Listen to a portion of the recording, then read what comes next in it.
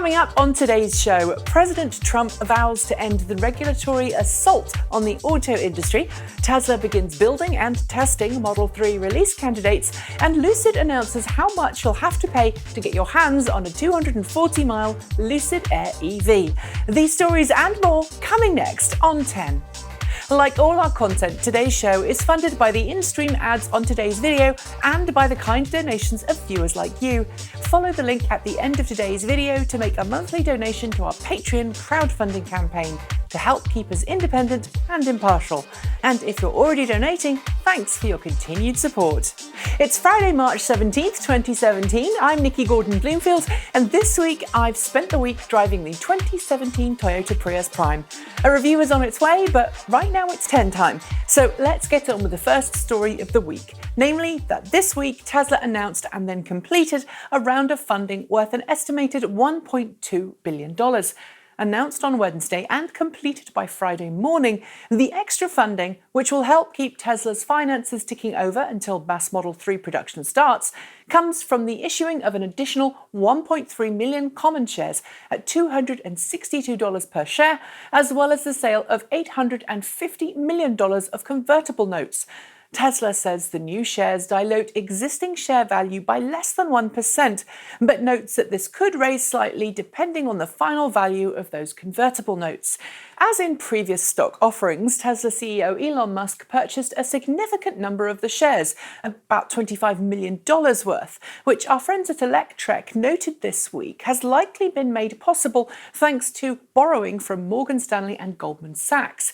Given Musk's 21% majority stake in Tesla now accounts to more than $9 billion, though, I don't think either bank minds.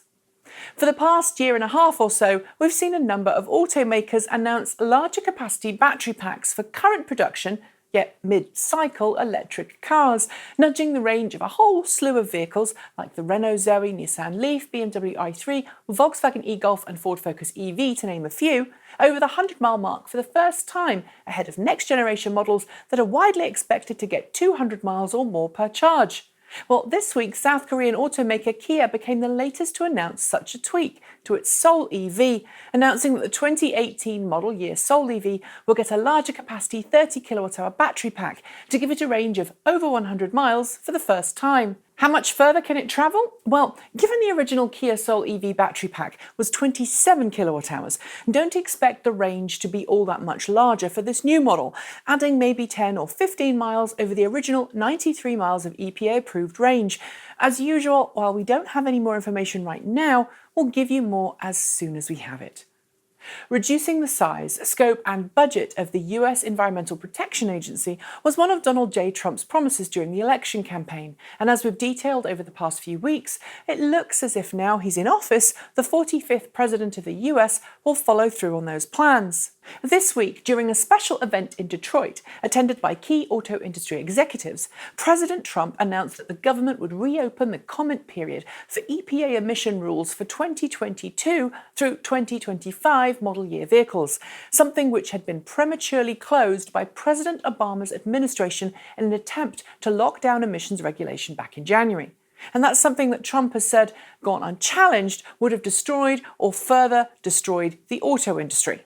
Now, as our friends at Green Car Reports noted this week, the US auto industry has just had its second most successful year in history. And as we've noted in the past, fuel economy regulations are always complained about by automakers, but then met and exceeded when it comes to real-world production. And while Mr. Trump did not mention either climate change nor global warming during his time in Detroit, choosing instead to promise that his administration would work tirelessly to eliminate the industry-killing regulations, his first budget, released this week, did make it very clear where the current administration stands on climate change, slashing the EPA's budget, remit, and ending a huge amount of scientific funding. It's going to be a rough few years, and because I've just touched on politics, expect the comment section of this video to be similarly emotional. With politics out of the way, we're off to Germany next, where luxury brand Porsche has detailed that it intends to follow Tesla's lead when it comes to keeping its upcoming Porsche Mission E electric sports sedan up to date.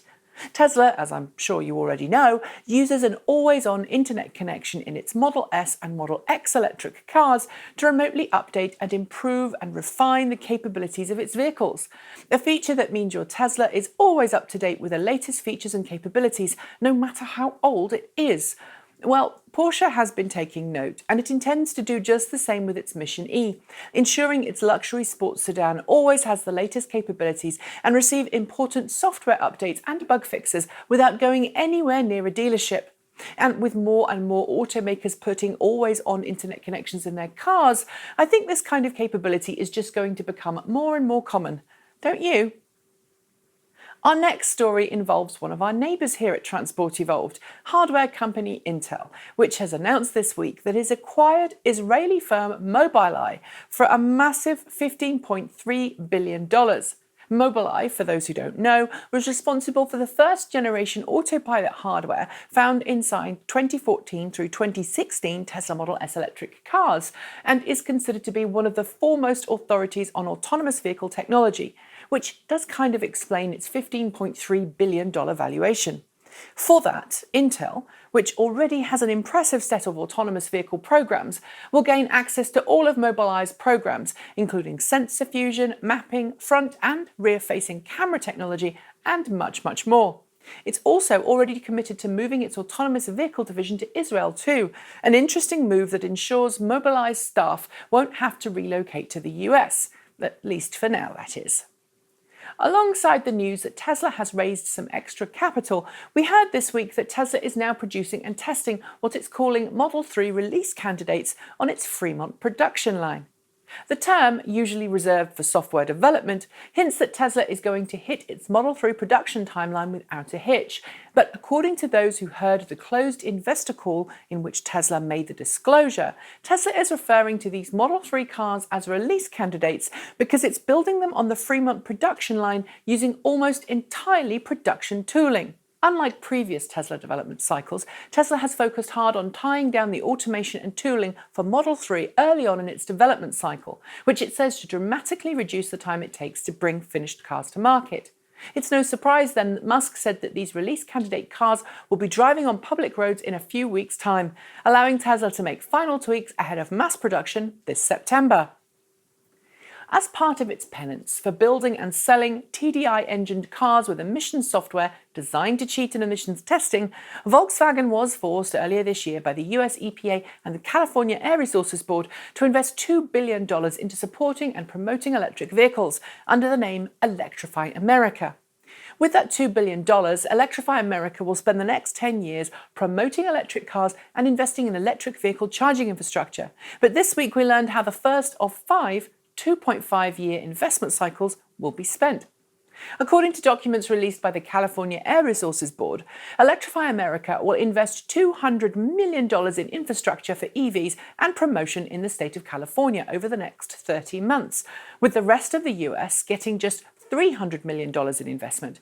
And while it's good to see this project get off the ground, I'm not convinced that the money is all that evenly spread between California and the rest of the US. Given California has already got a healthy EV adoption rate, it feels like the money should have been spent on the rest of the country, although CARB did have a part to play in this. As part of the Dieselgate settlement, it claimed $800 million of the $2 billion for the Golden State, while the EPA settled for $1.2 billion for the rest of the US. It's frustrating, and it may mean that Electrify America won't have the effect on the whole country it really could. If you've watched recent shows, you'll know that there's an ongoing court battle between Alphabet's Waymo, nay Google's self-driving car project, and Uber, with Waymo alleging that former employees stole its IP and started Otto, a self-driving trucking company which was ultimately acquired by Uber. Well, this week things have got a whole lot more complicated. First, late last week, Waymo filed a preliminary injunction attempting to stop Uber from testing or using any of the tech it claims has been stolen. Then yesterday, Uber applied for compulsory arbitration as a way of heading off the court case, something legal experts described as a long shot. And that's on top of that fabled email which put Uber in the hot seat in the first place.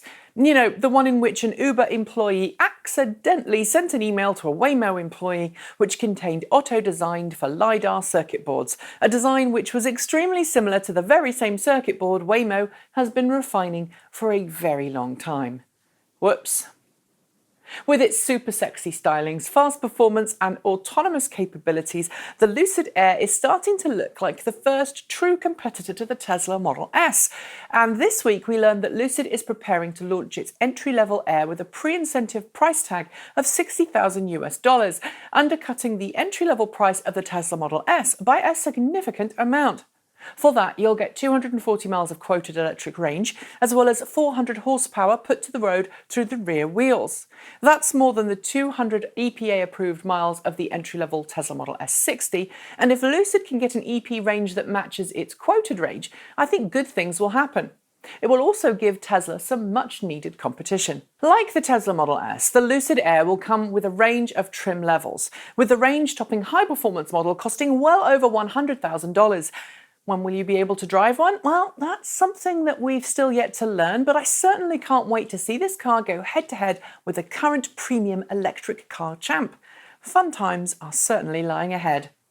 Staying with high-performance cars, we're off to SXSW next, where Chinese firm Next EV, or NIO as it's wanting to be known, unveiled a megawatt-producing halo car it hopes will spawn its first production electric luxury car. The problem? It looks very similar to the Faraday Future FF91, so much so in fact that Nick Sampson, FF's R&D vice president, took to Twitter to complain about just how similar the two cars look. NIO is, of course, denying that it ripped off the FF91 design, but with its visibly similar appearance, onboard autonomous vehicle tech and onboard artificial human interface system, which sounds familiar to Faraday Future's facial recognition system, I've got to admit that Sampson has a point. Do you agree? Leave your thoughts in the comments below. And finally, if you've spent any time at all online and you're a gamer, you may be familiar with Rooster Teeth's Red vs. Blue, an ongoing comedy series following the civil war between two sets of soldiers in the middle of, well, a distant portion of the galaxy. And yes, it's shot using Halo gameplay. But anyway, I digress. The guy behind RVB, Bernie Burns, happens to be a Tesla Model S owner who this week released video of a very special mod he's made to his car, covering his P90D with a full over body wrap to make the high-end car look like it's been flat coloured. That's a colouring technique that you will be familiar to if you're in any fandom that produces custom art. The result's a Tesla Model S that looks like it's jumped out of someone's comic strip and come to life. It's beautiful, highly creative, and frankly, I want to do the same to my car. Well, maybe with a few extra added tweaks to include some of my cosplay, steampunk, and furry alter egos thrown in. Nerdvana. And on that note, it's time for me to say goodbye because it's the end of the show. As usual, don't forget to check out our other videos from this week, which includes a staff car update on a dead 12-volt battery in our Nissan Leaf, and I teach Amazon Alexa to talk to our car. As always, don't forget to like, comment and subscribe, visit transportevolved.com for more cleaner, greener, safer and smarter transportation news, or join in the conversation on Twitter @transportevolved. And if you liked what you saw today and you want to help us to make more shows like this, please consider making a donation to our Patreon crowdfunding campaign, a link for which is in the description and at the end of today's show.